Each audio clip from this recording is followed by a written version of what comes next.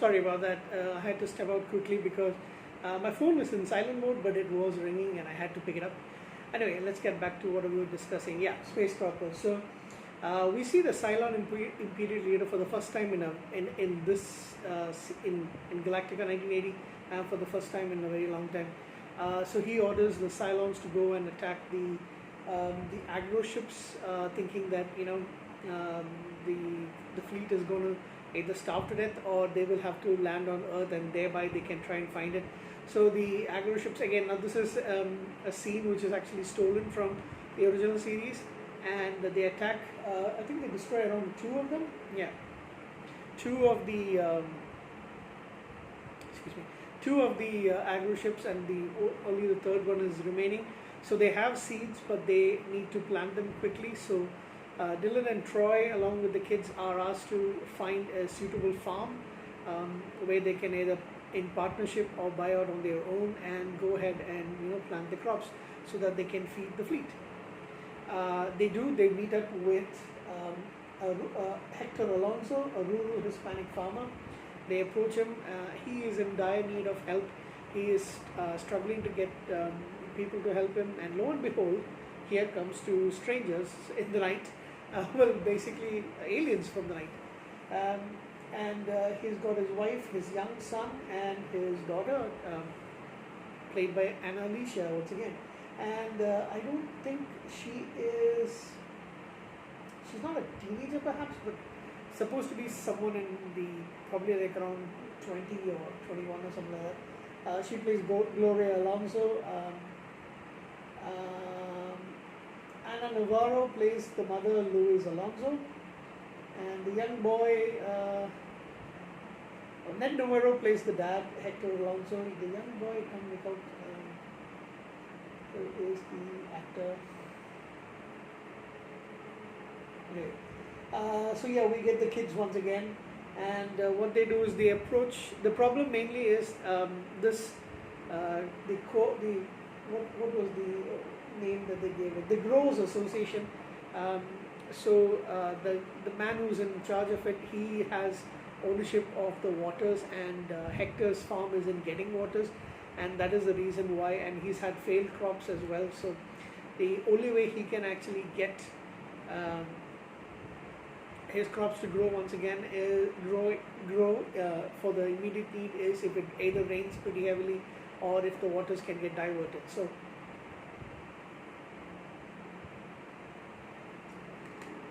this leads to the financial struggle that he's facing. So Dylan and Troy offer to be his partners in exchange for crops that they can feed their fleet, but they don't tell him, of course, that they just say that they're from another society or something like that. They offer their help. They go get the seeds. They are actually ambushed a little bit by some men from the Owners Association's president. His name is Stedman, I believe. Yeah, John Stedman, played by an actor named Dana Elka, and so they they make them lose some of the crops.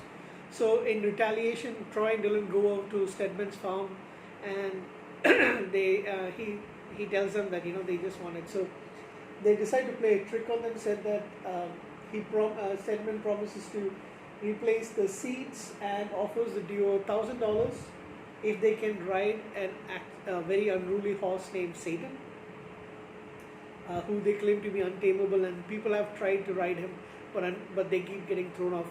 Dylan approaches and uses his techniques to, I don't know what techniques, but he uses some techniques to calm the horse down, and the horse, is very calm right now. Dylan is able to ride him. This leads Stedman to be very suspicious. Meanwhile, there's a little bit of a budding romance going on with Anna Alicia's character. What is her name once again? I keep forgetting. Gloria, who seems to be falling for Dylan, and So the other thing that they do is they get the kids. Remember the kids, and in the middle of the night they're going to start planting. So the the Alonso family is surprised. How are you going to get these kids cut? They said, don't worry, we're not, we're much stronger than we seem. And in the middle of the night, Stedman comes in to, to spy on what's happening, and he sees the kids jumping in the air, planting seeds, and singing that silly song. I have no idea what that song is meant to be, but it is reminiscent of some kind of a 70s and 80s kids song, and it's the funniest part is, I mean, listening to it. They sang that in the camp as well, in a previous episode called what was that? Space Scouts. Space Scouts, right? Well, yeah. Very very silly song that they were singing around the campfire, and in the same song, these kids are jumping around and then placing the. Of course, Jamie is there as well, placing the seeds. And Stedman sees them jumping, and he's not sure exactly what's happening. And then from the Galactica, Adama has the new spaceship, which kind of looks like a flying saucer, come down and create a disturbance in the atmosphere where clouds start to form. Stedman sees this, and he also sees the clouds start forming, and then basically it starts to rain very heavily. So the crops sprung overnight. I don't know, or something like that. So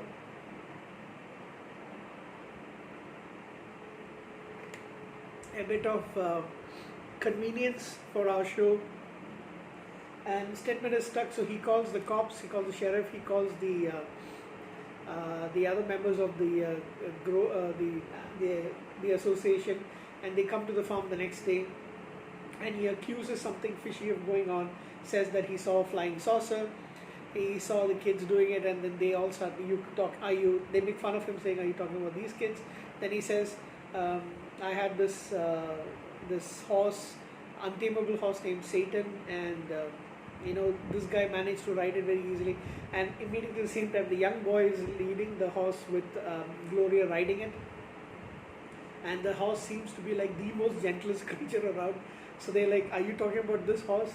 And it makes fun of him. So like I said, the comedy is a little bit haphazard, a little bit corny and cheesy throughout. So the association decides that the water has to be supplied equally through everybody, and they offer some some remunerations to Alonso. Now his farm is saved.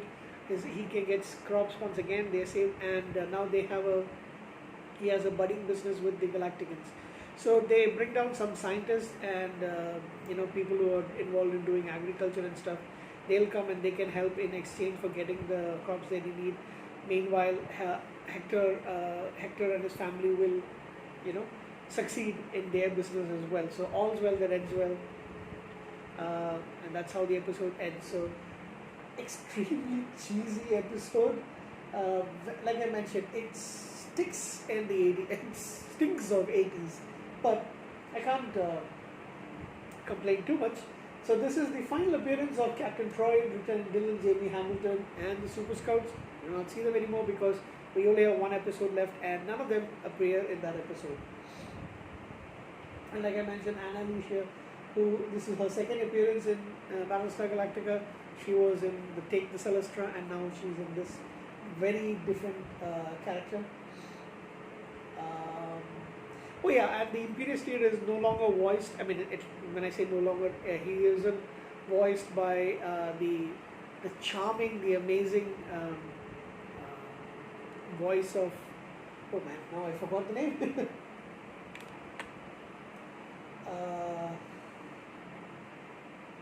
And the name is at the tip of my tongue, but I'm not getting it at all. Imperious Leader, who was initially voiced by Patrick McNee. Patrick McNee. I know. Yeah. So it is by somebody called Dennis Haysbert, and the voice does not suit the Imperious Leader at all. It sounds like somebody, like a first-time actor trying to deliver lines, and he is extremely nervous. And it is ridiculous. I mean, compared to Patrick McNee's voice, this voice doesn't go well with the Imperiously Dread all. Anyway, that's about it. I'm just going to quickly check and see if there's any points that I want to mention other than the two that I already did, or the three that I already did. Let's have a quick look and see if there's something in Space Croppers.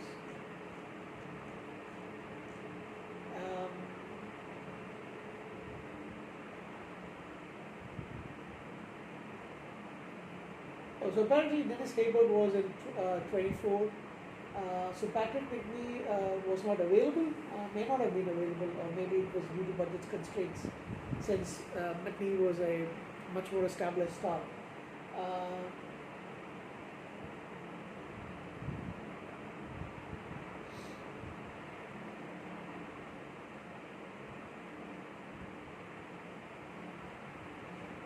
And apparently one of the examples that the show was being run very badly is the fact that 20 minutes before the show was supposed to go on air was when the episode was actually delivered. That's terrible.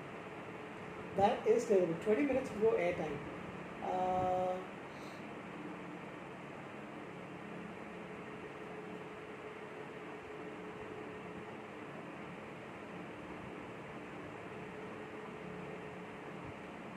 And apparently there is a similar sort of episode in Lost in Space. See, I told you, it's like, I know Lost in Space is not 80s, but still. And apparently most of the episode was shot near the Disney Movie Ranch in Los Angeles, which is a favorite location of Galactica 1980.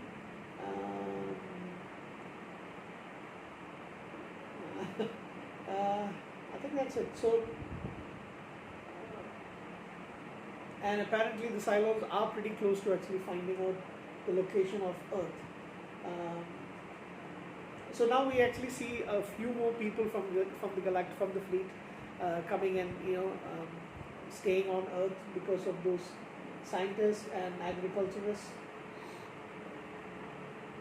And apparently, if the show had continued, they would have shown the Colonials and the Cylons having a fight, a conflict between them happening pretty soon. And that's about it. So that's Space Croppers. I would give this episode a grudgingly 6.5 out of 10. Yeah, maybe 6.5. Should I give it a 7? No, I think a 6.5 is more than enough for this particular episode. And now we come to the very last episode of the original Battlestar Galactica and Galactica 1980. Catch you again pretty soon.